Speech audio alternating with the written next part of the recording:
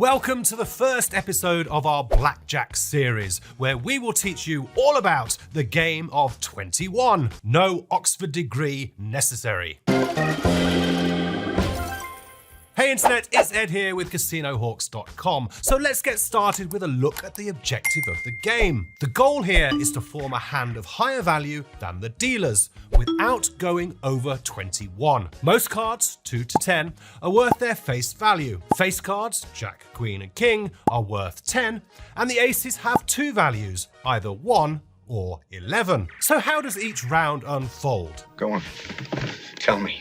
At the start of each round, all players at the table need to place their bets. It's players versus the house here. They're then dealt 2 cards face up, while the dealer receives 1 card face up and another face down. If you're lucky enough to be dealt an ace and a 10-point card right away, it means you have landed a blackjack or a natural and automatically win, unless the dealer gets it too. This would mean a tie and no winning for you. Bugger.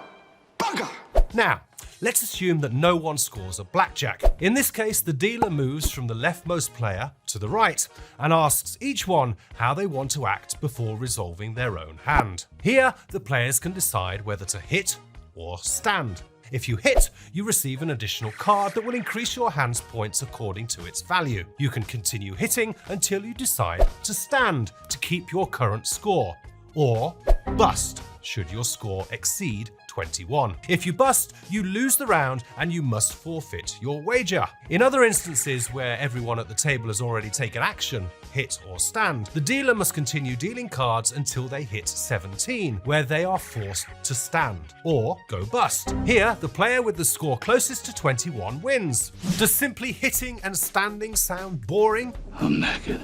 Don't worry, there's a lot more. There are 2 additional special player actions: doubling down and splitting. You can only do these optional moves as your first action of the respective hand. When doubling down, you double your original bet and receive 1 additional card. This move is typically used when you have a strong hand and feel that another card will guarantee you the win. And after receiving it, your hand is considered a stand. When you split, you divide a pair of cards of the same rank into 2 separate hands. Remember, you must place an additional bet equal to your original bet on this new hand, since each hand has to be played separately.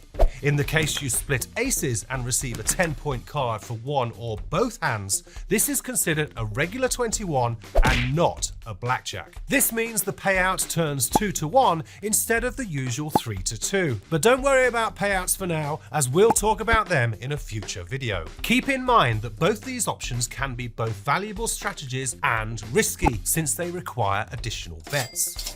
Don't forget to tell us your blackjack stories in the comments, and click that like button and pound that subscribe button if you haven't already. This has been Ed, wishing you the best of luck and reminding you, as always, play responsibly.